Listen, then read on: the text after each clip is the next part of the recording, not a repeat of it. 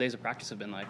I go? Yeah. It's good. The golf course is looking amazing. I think it's a bit of, hopefully the weather doesn't hit us too badly because it's really nice in perfect condition. But I think it's going to be playing a bit different. But practice has been going good. Got here Sunday night, so I've already had practice. I played Monday the back nine. Yesterday I played the front and playing the back again for the pro-am later this afternoon. But so far, so good. I've played the front nine so far. I haven't seen the back nine yet. Like it's been kind of interesting. We got here early on Sunday, but obviously Jason has some commitments with Nelly too. So we're trying to juggle everything with Benton and his schedule and my schedule. And I played a practice round for the U.S. Open qualifier yesterday off-site. So it's been a busy week so far, but yeah, happy to be back. I played here obviously a couple years ago, I think when the tournament was here for the first time, and remember the golf course well. It's a good track. You better hit it online, I think, to have any chance. And I'm going to put a little bit of practice in today and try to get everything ready for tomorrow. That's what leads me right into my next point. Every player we've talked to says how much of a challenge this course is. What is it about this course that makes it so challenging, and what can you two, with your games and your skill sets, kind of take advantage of? So to me, it's narrow, and it looks narrow, I think, and I said yesterday, like sometimes it's almost a little bit claustrophobic to my eye, where I think I just have to be out there and be free and just swing freely and not try to be too perfect with narrow fairways. Obviously, you kind of want to hit the fairways to have a good chance to get the ball close. I think some greens are small, some greens are narrow. Out of the rough, it's a really big challenge. So I think hitting the fairways is key. I think both of us feel like are pretty good drivers of the golf ball, so that's a good thing. And I think from the fairway you can give yourself some chances, and it doesn't look as hard. But from the rough, it's a really difficult golf course. Yeah, I couldn't agree more. I was actually going to say exactly that. Definitely being the fairway is key. And some courses look narrow and they're not so narrow, but this one is actually really narrow. So, hitting the fairways is definitely very important. And then, because you don't want to be missing the greens. You want to be below the hole. The greens kind of gets pretty slippery down if you're putting down the hill. I feel they're a bit softer this year, which helps. Last year, I remember the course playing super firm. So I think that helps a lot with the second shots, but at the same time, the rough is quite juicy, and you definitely want to be in the fairways. Absolutely. As I alluded to at the beginning, two of our moms playing on the LPGA Tour. What's it been like, especially for you, Carol, just being a new mom, just juggling playing responsibilities and mom responsibilities? I know getting this press conference organized was fun, trying to schedule around Lukey's schedule, whatever. Just what's it kind of been like juggling both those very important responsibilities? It's been a challenge. I felt like in the first few weeks, I thought it was maybe a little bit easier than I thought. We're super lucky. Benton's a great traveler. He's a great sleeper. That's obviously very helpful. It's just, I don't know, like on the golf course, like I feel like I can do the same things that I've always done, daycares and men's help. Like it's been awesome. The ladies are great. He's happy there. So it's not, I'm not worried about him at all when I'm out here, which is awesome. It's just the time, I think, off the golf course that's more challenging. Usually I used to go home and I got to do what I wanted. If I wanted to take a nap, I took a nap. And if I wanted to go work out, I could do that. Now, you have Benton and you obviously want to spend time with him. And, he's getting more and more energetic and moves around a lot more. So it's just, a lot more off the golf course. But it's been also so much fun. It's just, you come home and I can totally switch off and forget about golf. And it's a great balance, I think, added to our lives. That's, just amazing, and I'm just really happy to be able to do this. Yeah, so for me, my little one, it's a bit older than Benton. So he's a great traveler, not a super great sleeper on the road. So I think that's the biggest challenge for me. He sometimes wakes in the middle of the night. I don't know if he doesn't like the travel crib, but he cries, and then I put him in bed with me, and he's up super early. Like this morning, he's up at 5:30. So days are pretty long. But at the same time, the ladies are great. When he's here, I know the same thing as Caro said. I don't have to worry about him at all. But then when I go home, I used to maybe not take a nap, but rest, go to physio, go work out. I've never been a napper, but now with him, it's like, Mom, let's go to the park. And he's like nonstop. So it's a lot try not to, I guess I chose to be a mom, so I feel like he deserves that, like he needs to have his mom too. So when I go back, I am a mom. So, like even if I'm tired, I do it, but then you don't have as much time to rest and things like that. But I wouldn't trade it for the world. And I actually think it helps in the sense of I'm never thinking of golf when I'm out here, which sometimes is actually really good. Before if you leave the golf course, and I used to be like, oh, this hole or this, I don't know, that hole, or I'm not playing good. Now I literally do not think of golf. So that's actually pretty great. And to be able to do this with him is something that I always wanted, and I'm very, very, very happy I can do it. That honestly leads me into my next question. Just, I know it's probably a little more fresh in your mind, Carol. Your first event back, I believe, was at Palos Verdes, right? Just how is your outlook on the game and how, just kind of everything about golf, because, it's your job. How's that kind of changed since becoming a mom? And say with you, Atha, if you remember how your outlook on this has kind of changed after becoming a mom. Yeah, I mean, it definitely changes the perspective a little bit. I was interested to see what it was going to be like, and my hopes were that obviously I've always been intense on the golf course, and I don't think that really changes. I just don't get as upset, and I think I don't let it touch me as much. It's more like, oh, it was a bad shot, dang it. But Benton's at home, and when I come home, he's going to be so happy to see me, and he really doesn't care what I shoot today. And I think it takes away that pressure a little bit. It takes away this perfectionism that I've been dealing with pretty much my whole career, where it's more about, try to have fun and hit the ball and find it and hit it again. And that kind of mindset has helped me a lot. And I'm sure, like, every mom, we talk a lot about, not defining ourselves by our scores and by our golf. And I would think that most players fall into that trap at one point in their career where it's maybe not going well, and it's really hard to see the positives when you pour everything into golf, and to have that balance with a family and a child, and him or her being out here on the road with you is just, it frees you up a lot. It makes you appreciate the game a little bit more. It seems more like a game again. Maybe you're trying to play the game and not try to be so perfect. So it's been a great outlook, and it's been very helpful for me. And I'm lucky to get, in a way, a second chance at my career, as a mom, kind of in a different role a little bit for myself, and make the most of it.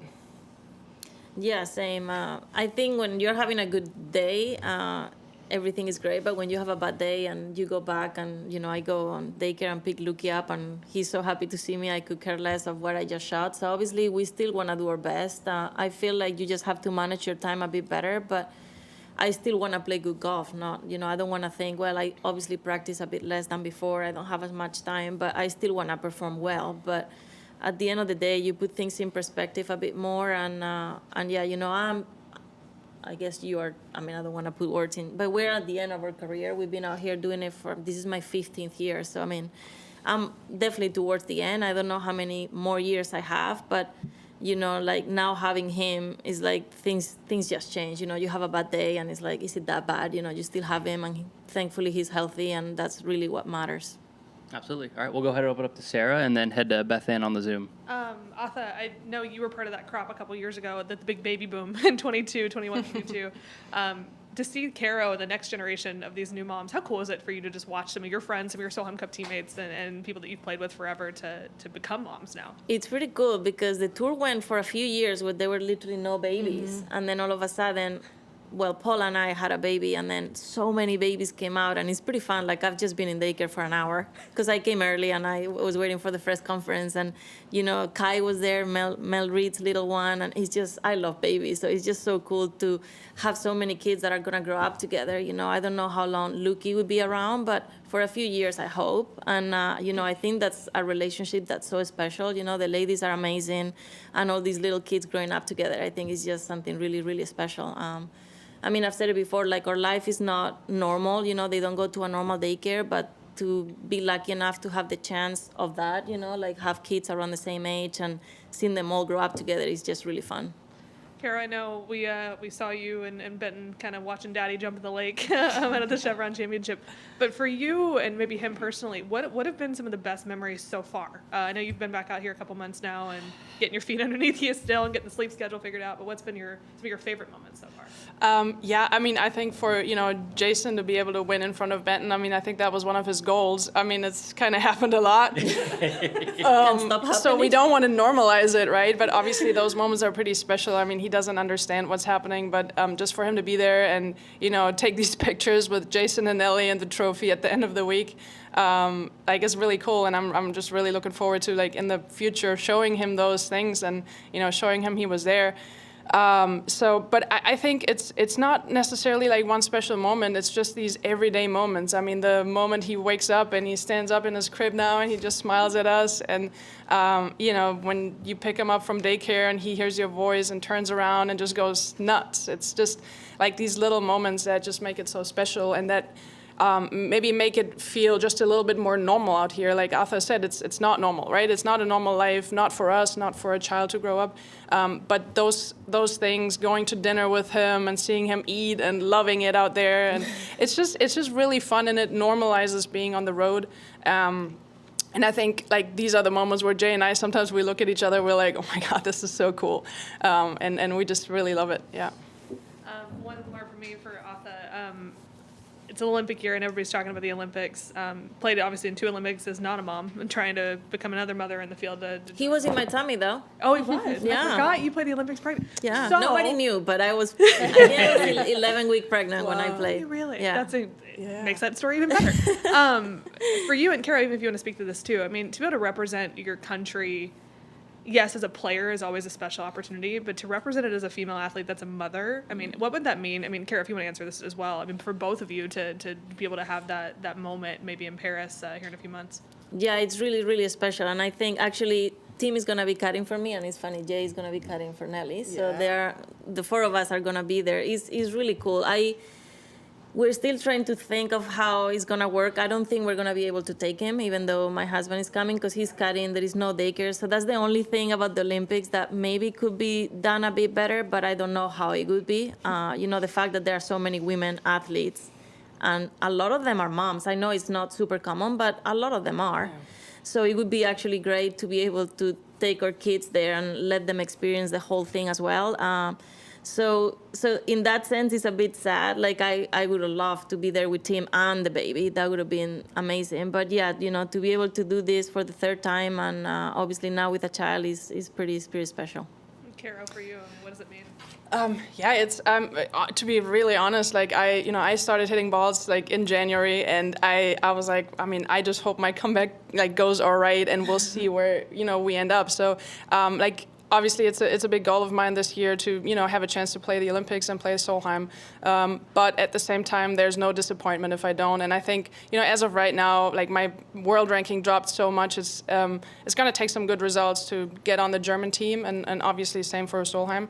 So it's a little bit a bonus, I think, if it happens. I feel lucky to have played 2 Olympics. It's been an amazing, both were very different, amazing experiences. It'd be awesome to do it again as a mom. I think it's something, you want to prove to yourself that you can do it as a mom. I don't know if I have enough time to, get enough points to make it, but I mean, obviously that's the goal, and if it happens, it'd be amazing. Jason's most likely going to be there. So, to share it again with him would be cool. And obviously, being in Paris, I feel like it's a little closer to home for both of us. Brazil was cool and Japan was cool, but, being very close to home where maybe some family and friends could actually come and watch and experience it and see you play in it live, I mean, I think that would make it extra special. So big goal, but I'm just trying to focus on every week at a time and see where that gets me. Absolutely. All right, Beth Ann, if you want to go ahead and unmute. Oh, yes. Hi, ladies. Hi. Hi. Start off by saying it's just extraordinary what you do before I ask my question. But Atha, you came close to winning, obviously, at the end of last year. Can you put into perspective, now that you've been a mom for a while, and Carol, you can weigh in on this too, just how hard it is to win as a mom, and have you talked to any of the maybe retired players, or I mean, Stacey's obviously the only current one on tour right now that has won as a mom, of just how difficult that is. It's very difficult. Yeah, it came close last year. Obviously, it was an amazing week, but I mean, it's really hard to win anyways, let alone being on the older side and being a mom. The thing with being a mom is, every week is different. Like this week, Luki, at the beginning of the week, he was quite sick one night, so then he doesn't sleep very well. And then this morning he falls over and he like almost cuts his eye. So like there are so many things that happen as a mom, and like you just have to go with it. But as I said before, I never want to use it as an excuse, but it is hard. You are more tired. All these girls are like 20, 21, 22, like obviously dedicating their 100% to the game, and we are dedicating the time we have, and the time you have, you might not be feeling super fantastic, either, because you maybe didn't have a super good night of sleep, and whatever, you've been playing, you have an afternoon tea time, and I've been in the park with Luki for 2 hours, so I'm already tired. But, at the end of the day, you wouldn't trade it for the world either. So, it is what it is. I never wanted to use it as an excuse, but it is definitely tough. Obviously, it's something else, but it's my new normal. So I also don't think, oh my God, I have to do all those things and they don't have to do them. I never look at it like that. It is what I have to do. I don't know what they're doing. I don't know what other people are dealing with. They might have something else. So I mean, it is what it is. And but yeah, it's obviously pretty tough. But it's tough without kids. So it's just tough winning out here. Yeah, I mean, I agree 100%. The level of play is so good. I think at any point in your career, you almost need nearly perfect week. Things have to go your way in order to win. And in a way, I think that can still happen as a mom, right? When you're out there, the golf ball doesn't know, how you slept last night and what happened, and, if Benton's a little sick or not. So in a way, I feel like, I don't know, not to put too much expectation on winning, but I do believe that, like we can still hit the ball the same, pretty much the same way that we did before having a baby. So, if it's your week, it's your week. If everything comes together, I think there's a chance. And you know what, maybe down the stretch, having this balance in your life, like having the thoughts of, wow, what an opportunity. Like I have everything I've ever wanted. I have a, healthy kid. I have a great family. Like, let's go win this tournament. It takes away the pressure of having to do this, but just puts more, maybe, puts the whole pressure situation in a positive way, and you can just enjoy it a little bit more. So who knows, maybe it's a little bit of an advantage in certain situations too. Yeah. So I think that's the way I'm trying to look at it, and it's the big goal for all of us that play out here. And like Atha said, I think everybody's dealing with different things, if it's injuries or family issues. It could be all these things, and we have to just make the most of what we have. And I think again, maybe it gives us a little advantage at times too. And if I could just ask one follow, just for some perspective, because I'm going to be talking to Rachel Rohana here in a little bit, and she has 2 kids now and just qualified for the U.S. Women's Open in her home state. She's obviously playing on the Epson Tour this week.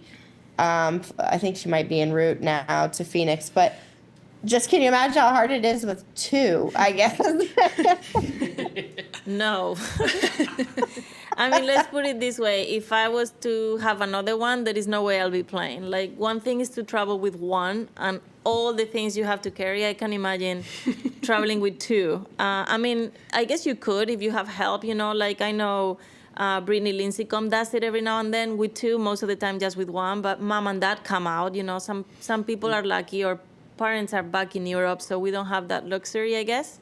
But yeah, for me, traveling with 2 is definitely out of the questions, and I can imagine, because if one sleeps bad, one sleeps good, the other one for sure sleeps bad. So you'll never get a break. Yeah, that'll be, kudos to her for qualifying. That's pretty amazing. So congratulations. And obviously she still wants to do it. And I remember she played pretty pregnant last time I saw her. I can't even remember what tournament it was. I think Hawaii or something. She was already pretty pregnant. So yeah, that's pretty amazing what she's doing. Thank you, ladies. Thank you. And then just one last one from me. Obviously, we're here at the Founders Cup. We're celebrating Pat Bradley, Beth Daniel. Just what have these founders and these pioneers that we're celebrating meant to the both of you, and how do you hope to kind of carry on the baton to the next generation of female golfers? Yeah, this is kind of sad, I guess. In growing up in Spain, I didn't know much about the women's game. I didn't know much about the men's game either. But, I qualified for the Junior Solheim Cup when I was 14 in Minnesota. And I remember starting to hear about all these ladies. And, it's amazing what they've done. Even the few years I've been on tour, 15 years, the tour has grown so much, something. To be able to do what we love for a living and make a good living is pretty amazing. And it's only getting better and better. And, we owe everything to them because they didn't have it as good. Everything was pretty tough. They had to do everything themselves. Like sometimes we might complain that we have to go to a prom party or, oh, I don't want to do that. And they had to do everything every week. So, to be able to do this thanks to them, we literally owe everything to them. So I think we are all super grateful. Yeah, very similar. It's kind of interesting how you grow up in Europe without really much access to, especially the women's game and the LPGA. I remember playing the first Founders Cup in Phoenix, and we had all these pictures out there of all the founders, and it was fun to be educated on the history of the LPGA and kind of understanding. I think a lot of young players come out and they love golf, and they want to do this for a living, and they have no idea who started all this. So it's nice to learn about the history and to appreciate what these ladies have done. They just took things into their own hands and just made it happen. And it's so easy with obviously bigger tournaments we play and more money we play for to forget what it's like to really fight for all this. I think Mike Wan and Molly as well, they've always been reminding us on, okay, where did we start? And you guys have to keep things going and, kind of continue that legacy of the founders. And I think most players really understand that. And I think that's why it's such a cool experience for people, for Pro-Am players to come out here and interact with the players, because I think most players really get it and, appreciate what has been done for us in the past, and they want to continue that in the future. So I think it's a cool thing. It makes you kind of closer to the LPGA in a way, like a really proud member of the LPGA, and it's fun to see it grow. Absolutely. Awesome. Thank you guys so much. Okay. Thank you. Thank you. It's almost like you should just collect stories and stuff that happens.